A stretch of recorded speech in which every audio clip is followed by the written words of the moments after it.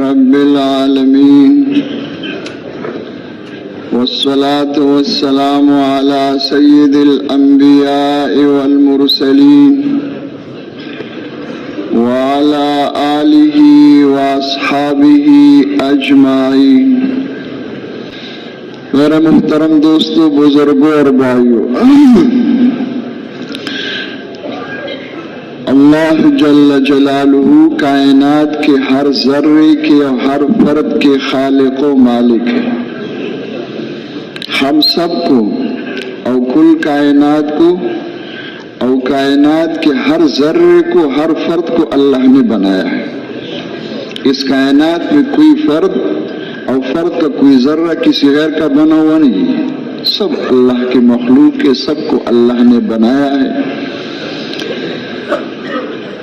اور اللہ جل جلالہ شکلوں کی بھی خالق ہے، صورتوں کی بھی خالق ہے، جو سر کے آنکھوں سے دکھائی دے رہا ہے۔ اب ان شکلوں کے اندر، ان صورتوں کے اندر جو نفع نقصان ہے، جو خاصیت ہے، وہ بھی اللہ کی مخلوق ہے۔ اور پھر جو حالات ہیں تو حالات اللہ کے مستقل مخلوق ہیں۔ حالات چیزوں کے مخلوق نہیں ہے، ہم بھی مخلوق ہیں، آسمان بھی مخلوق ہے، ملک بھی مخلوق ہے، ملک والی بھی مخلوق ہے، اسلحہ بھی مخلوق ہے، اسلحے والی بھی مخلوق ہے، زمین بھی مخلوق، زمین والی بھی مخلوق۔ تو حالات اللہ کے مستقل مخلوق ہے، مخلوق کسی وقت خالق نہیں بن سکتا ہے۔ اور جو کچھ اللہ جل جلالہ نے بنایا اور پیدا کیا، سب اللہ نے بنایا ہے، تو بنایا اپنے قدرت سے۔ اللہ پاک بنانے میں، پیدا کرنے میں کسی سبب کی، کسی مخلوق کے محتاج نہیں ہے، کسی کے پابند نہیں ہے، اللہ کے ارادے کا نام وجود ہے۔ اور پھر جو کچھ اللہ جل جلالہ نے اپنے قدرت سے بنایا ہے، یہ بہت کم ہے۔ ان سب کے اللہ کے خزانے ہیں، خزانوں کے خزانے، اور خزانے بڑے پڑے۔ یہ جو بنا ہوا ہے اللہ کے خزانوں کے سامنے مچھر کے پر کے برابر نہیں، اور جو بنا ہوا ہے تو سب اللہ کے قبضے میں ہے، وہی استعمال فرما رہے اور تصرف فرما رہے۔ اللہ اس پر قادر ہے کہ جو کچھ بنایا ہے ایک حکم دے کے سب کو ختم کر دے، کچھ بھی باقی نہ رہے۔ اور اس پر بھی قادر ہے کہ جو کچھ بنایا ہے ان سب کی شکلوں کو بدل لے، ختم تو نہ کرے لیکن شکل بدل لے، اس کی ہر چیز کی شکل کو بدل دے۔ اور اس پر بھی قادر ہے کہ شکلوں کو باقی رکھ کر کے خاصیتوں کو بدل لے۔ ایک دن کے اندر وہ ساری دنیا کے ایٹمیات والے خاصیت پیدا کر دیں، اور ساری دنیا کے ایٹمیات کو اللہ تنکا بنا دے۔ لکڑی کو اژدہا بنا دے، اژدہے کو لکڑی بنا دے، آگ کو باغ بنا دے، باغ کو آگ بنا دے۔ جہاں سے انسان کو زندگی بننا، تعمیر دکھائی دیتا ہے، اللہ اس پر قادر ہے کہ وہیں سے تخریب لا کے دکھا دے۔ اور جہاں سے انسان کو تخریب دکھائی دیتا ہے، زندگی کا بگڑنا دکھائی دیتا ہے، اللہ اس پر قادر ہے کہ وہیں سے زندگی بنا کر کے، تعمیر لا کر کے دکھا دے۔ اور یہ صرف قصہ ماضی نہیں ہے کہ موسیٰ علیہ السلام کے زمانے میں ایک دفعہ ہو گیا تھا، لکڑی کے ساتھ اژدہا بن گیا، پھر لکڑی بن گیا، اللہ نے اپنے قدرت کو ظاہر فرما دیا۔ اول سے لے کر آج تک، قیامت تک جتنے بنے ہوئے شکلیں ہیں جو بنے گی، چاہے حکومت کی شکل ہو، چاہے مال کی شکل ہو، چاہے اسلحہ کی شکل ہو، چاہے بجلی کی شکل ہو، چاہے گیس کی شکل ہو، سب کا یہ حال ہے کہ سب بنے ہوئے، سب اللہ کے قبضے میں ہے۔ اللہ جس طرح چاہے گی ان کو استعمال کریں گے۔ اور پھر ان سب کی پرورش کا نظام جو ہے وہ کسی مخلوق کے ہاتھ میں نہیں ہے، پرورش کا نظام بھی صرف اللہ کے ہاتھ میں۔ اللہ رب العالمین ہے، رب المؤمنین رب العالمین ہے۔ اللہ ارادہ فرما دے پالنے کا تو اللہ پاک بغیر اسباب تربیت کے پال کر کے دکھا دے. اسباب کے ساتھ تو روزانہ ہم دیکھ رہے ہیں، اسباب کے خلاف بھی کر کے دکھا دے. اور اللہ کا ارادہ نہ ہو پالنے کا، ساری دنیا کے اسباب تربیت جمع کر لو اور سب کچھ کے اندر اللہ زندگی بگاڑ دے. اللہ صمد ہے، سب اللہ کے محتاج ہے، اللہ کسی کے محتاج نہیں ہے. اللہ بہت بڑا ہے، اللہ اکبر، اللہ کے ماں سوا سب چھوٹے ہیں. اور پھر خاص طور پر انسانوں کے بارے میں تو ارشاد خداوندی کہ انسان کو دھوکہ نہ لگ جائے کہ اللہ نے اشرف المخلوقات بنا دیا اور ساری کائنات کو انسان کے لیے مسخر کر دیا، اس کی خدمت میں لگا دیا، تو کہ انسان کی دماغ خراب نہ ہو جائے کہ میں تو کچھ اور ہوں. تو ارشاد خداوندی ہے مستقل، یا ایھا الناس انتم الفقراء الی اللہ واللہ هو الغنی الحمید. کہ انسانوں جس طرح باقی مخلوق محتاج ہے تم بھی محتاج ہو. بادشاہ سلامت ہے، علامہ صاحب ہے، فقیر ہے، جو بھی ہے.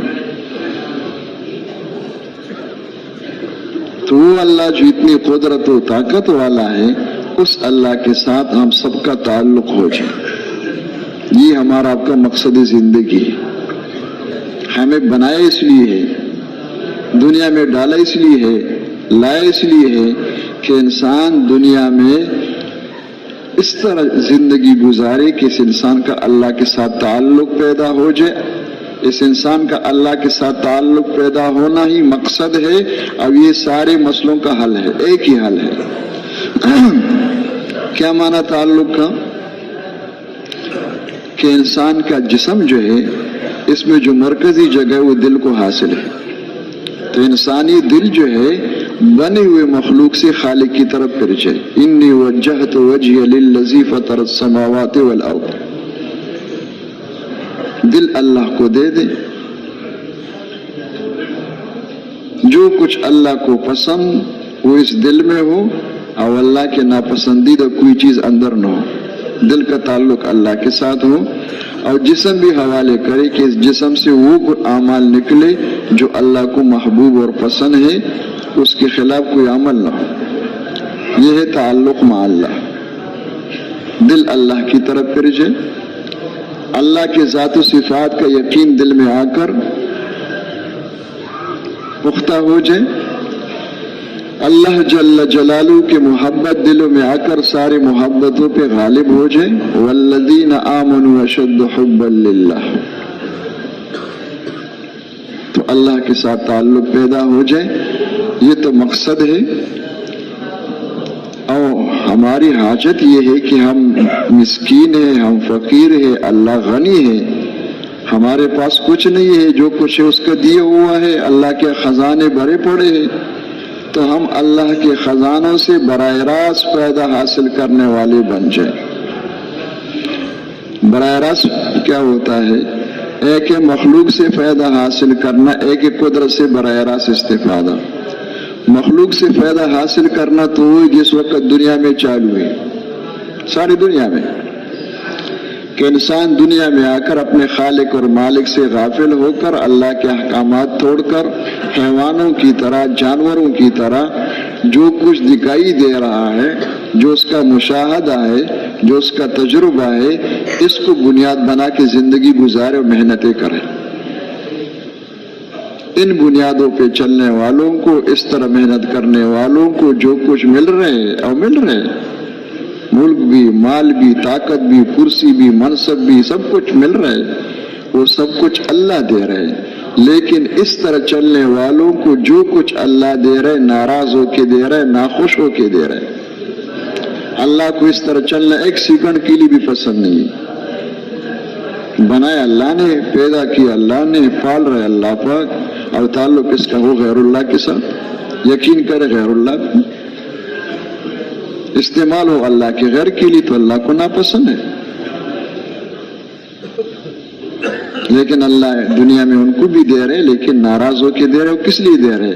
پکڑنے اور مارنے کے. اس کا نام ہے قرآن کی اصطلاح میں فتح ابواب.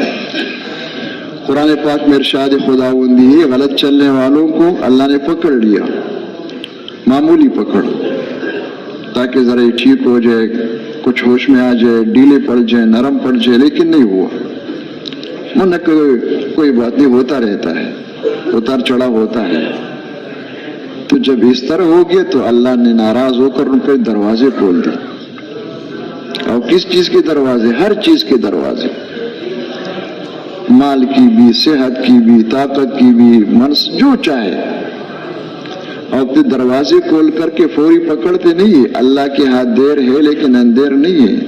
تھومش و مغرور و برحلم خدا، دیر گیرد سخت گیرد مرتورا۔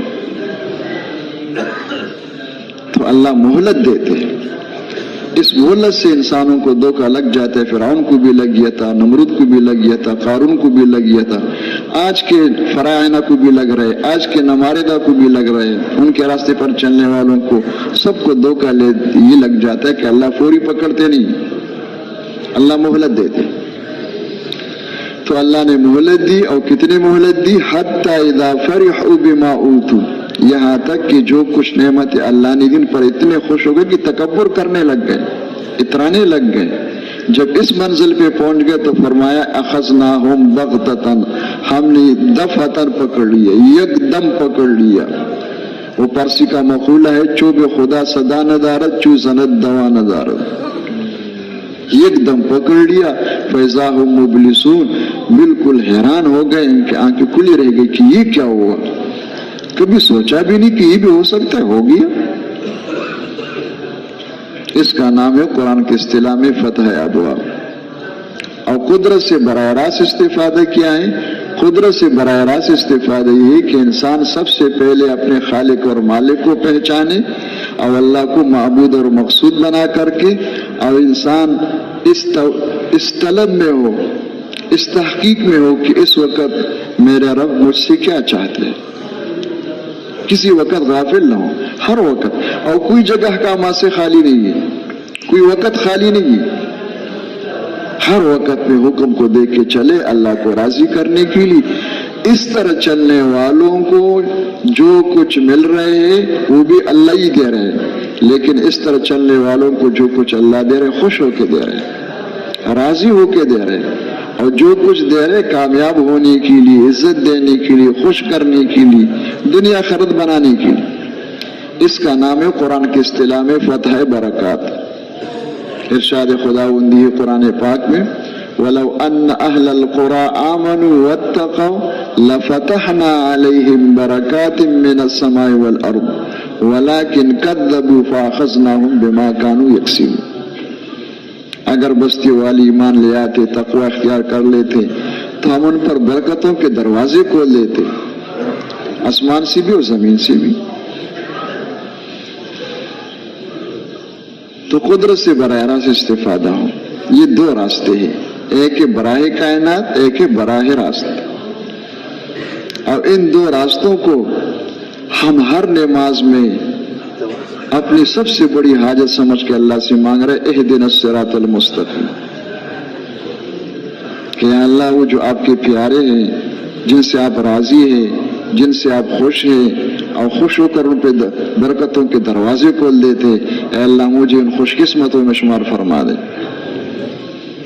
اور ان بدبختوں میں نہ بنا دے جن سے ناراض ہو کر، ناخوش ہو کر ان کو دروازے ان پر کھول لے، اور پھر اس کو پکڑ کر ہمیشہ کے لیے مصیبتوں میں، عذاب میں۔ یہ ہر نماز میں ہم مانگ رہے ہیں۔ تو اللہ کرے یہ سبق کی طور پر، مقصد کی طور پر مجھے، آپ کو، ہر مسلمان کو ہر وقت یاد ہو کہ اللہ کے ساتھ تعلق پیدا ہو جائے، اور ہم قدرت سے براہ راست فائدہ حاصل کرنے والے بن جائیں۔ اب اس کے لیے کیا ہوتا ہے؟ یہ کوئی نعرہ نہیں ملنگوں والا کہ نعرہ لگا دو باقی پیچھے کچھ نہیں ہے، بس ایک نعرے ہے بس۔ اس کے لیے اللہ جل جلالہ نے انبیاء علیہ السلام کو بھیجا، نبی کے بعد نبی، اس کے لیے اللہ نے کتابوں کو نازل فرمایا، اور اس کے لیے اللہ نے آخری پیغمبر حضرت محمد صلی اللہ علیہ وسلم کو بھیجا ہے۔ اور کیا بھیجا اس کے لیے؟ اس کے لیے اللہ کے نبی صلی اللہ علیہ وسلم اللہ کی طرف سے طریقے لے کر کے آئے کہ جو بھی اللہ کے ساتھ تعلق پیدا کرنا چاہتے ہیں، وہ اللہ کے قدرت سے براہ راست پیدا حاصل کرنا چاہتے ہیں، اس کے لیے اللہ نے اپنے نبی کو بھیجا اور طریقے دے کر کے بھیجا ہے۔ اور کیا طریقے دے کے بھیجا ہے؟ وضاحت کس لیے ضرورت ہے کہ وہ طریقے زندگیوں میں نہیں ہیں، اور ان طریقوں کے مجموعی کا نام دین ہے۔ حضرت فرمایا کرتے تھے مولانا محمد یوسف رحمۃ اللہ علیہ کہ انسانی جسم عمل کی مشین ہے، اس مشین کو اللہ نے اپنے قدرت سے بنایا 3 تاریخوں کے اندر روح ڈال کر کے۔ اب اس مشین کو صحیح استعمال کرنے کے لیے اللہ کے نبی طریقے لے کر کے آئے، ان طریقوں کے مجموعے کا نام دین ہے، کوئی جگہ ان طریقوں سے خالی نہیں۔ یہ نہیں کہ بے صرف وہ مسجد کے حد تک مصلی کے اوپر تو مسلمان ہی، اس کے بعد پھر پتہ نہیں کیا ہے، کوئی جگہ خالی نہیں، ہر جگہ کے لیے اللہ کے نبی طریقے لے کر کے آئے۔ یہ نہیں کہ بھائی مسجد میں تو اللہ کے، بازار میں غیر اللہ کے، نماز میں تو محمد ہی ہے، صلو کما رأیتمونی اصلی، سنت کے مطابق نماز پڑھو، اور نماز کے بعد کاروبار میں جاؤ تو پکا یہودی ہے، سب کچھ کاروبار سود پہ ہو رہے ہیں۔ اور اگر حلال بھی ہے تو مسائل نہیں سیکھتے، اپنے رواج پہ چل رہے ہیں۔ دیکھو ایک ہوتا صراحتاً حرام، کتا حرام ہے، سب کو پتہ ہے، خنزیر حرام ہے، اور ایک ہے بکری حلال ہے، لیکن کوئی اللہ کا نام بھی لے لے، کلاڑی اٹھا دے، کہتے اللہ اکبر، اس کے 2 ٹکڑے کر دے، تو وہ بکری آپ کو کھلاؤ تو کھا لو گے کہ بھئی بکری حلال ہے؟ کہو نا کہ بھئی بکری حلال ہے، اس طریقے سے حلال حرام بن گیا۔ کیا بن گیا؟ یعنی کہ وہ کاروبار کرو، جو مرضی کرتے رہو، کاروبار حلال ہے حلال طریقے سے، ورنہ غلط طریقے سے حلال بھی حرام بن جاتے ہیں، جو بکری کا میں نے بتا دیا۔ یعنی کہ مسجد میں تو ہم اللہ کے بندے ہیں، نماز میں تو ہم محمدی ہیں، اور معاشرت میں، گھر کی زندگی میں، کمانے خرچ کرنے میں کون ہے کہ عیسائی ہے۔ اللہ کے دشمن روز بروز جو کچھ نئے نئے شوشے چھوڑتے ہیں، ان کو دیکھ کے چل رہے ہیں، خود بھی اور بچوں کو بھی، خاندان کو بھی۔ اور جہاں پہ کوئی حالات آ جائے، خوشی آ جائے، فوتگی ہو جائے، تو جہاں ہندو تھے وہ اپنے طریقے چھوڑ کر کے چلے گئے، جہاں سکھ تھے وہ اپنے طریقے چھوڑ کر کے چلے گئے، اس میں پھر ہندو کے طریقے پہ چل رہے، سکھوں کے طریقے پہ چل رہے۔ ہمارے بزرگ فرماتے کہ اسلام کس نے سکھایا ہے؟ یہ تو ماجون مرکب ہے۔ اس طرح زندگی گزار کر کے اس انتظار میں کہ فرشتے اتر جائیں گے۔ ہمیں جو اللہ کے نبی نے اللہ کی طرف سے بتایا ہے اور جو دین لے کے آئے، تو حکم یہی ایھا الذین آمنوا ادخلوا فی السلم کافۃ ولا تتبعوا خطوات الشیطان انہ لکم عدو مبین، کہ اللہ کے نبی ہر جگہ کے لیے طریقے لے کر کے آئے ہیں، اور حکم یہ ہے کہ دین میں داخل ہو جاؤ، پوری داخل ہو جاؤ۔ یہ میں اس لیے تفصیل میں جاتا ہوں کہ جو ہم کہتے ہیں نا دین میں کامیابی اور دین میں کامیابی، دین کے بغیر، وہ دین ہے کیا چیز؟ وہ کوئی خاندان ہے؟ کوئی خاندان حکیم تو نہیں ہے کہ ہم مسلمان کے گھر میں پیدا جو مرضی کرو بس کامیابی کے ٹھیکیدار ہم ہیں۔ وہ طریقہ زندگی ہے۔ کافر کے گھر میں پیدا ہو کر کوئی اس طریقوں کے اختیار کر لیں یا مزے کریں گے، نبی کے گھر میں پیدا ہو کر ان طریقوں کو اختیار نہ کرے، دنیا خراب تباہ ہو جائے گی۔ تو اللہ کے نبی طریقے لے کر کے آئے، کوئی جگہ ان طریقوں سے خالی نہیں، ہر جگہ کی۔ یہ کم قسمتی سمجھو یا بدقسمتی سمجھو کہ وہ طریقے زندگیوں میں نہیں ہیں۔ دین کے کچھ اجزاء موجود ہے، اور وہ اجزاء بھی جو ہے منتشر ہے، ایک جگہ پہ نہیں ہے، اور جو اجزاء ہے وہ صرف شکل ہے، حقیقت سے خالی ہے۔